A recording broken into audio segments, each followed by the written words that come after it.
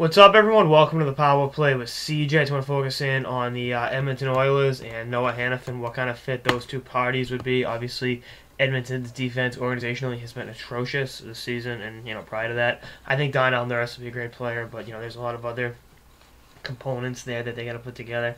Hanifin definitely has number one defenseman upside. I wouldn't dismiss that for a second. He's one of the best skaters in college hockey, and I think he's able to as the second youngest player in the NCAA is really amazing. But my issue with the fit would be expectations would be sky high. It's the same reason I don't like the McDavid to Edmonton fit, because obviously Gretzky played there. McDavid's gonna make them boom, overnight contenders. No, that's not happening. I think Eichel, out of the three of them, probably the best fit up there, and I've talked about that a few times. But with Hanifin, long term, I think he'd be a great fit if he achieved what I think he's going to be. Could be like Drew Doughty, Duncan Keith type defenseman. Number one defenseman on a great team. Yeah, he'd definitely benefit that Oilers team. No one would argue that for a second. But I just think if they do draft and they need to temper their expectations, I personally would not be opposed to him going back to Boston College for his sophomore year and then doing some NAHL apprenticeship. Taking defensemen along slowly never hurt any of them. Let's be real here. Allowing him to take his time to develop isn't a bad thing.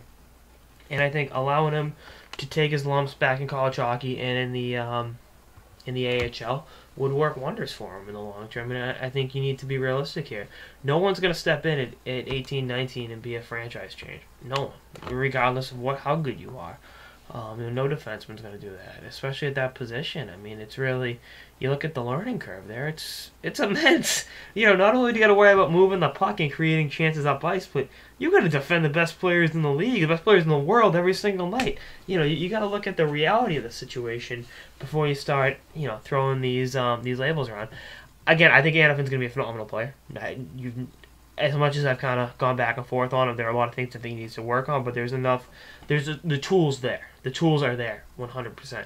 I'd like to see him come a little bit further along in his development, but, we'll see what happens. Again, kind of a patience is needed. I'm trying to figure out the best way to put it. But, with Edmonton, if their forwards can develop, which we've been saying for a long time, if Edmonton's forwards, when they're ready, when they're, it's like, really, I think they've completely screwed up Draisaitl's development this season. I've talked about that ad nauseum.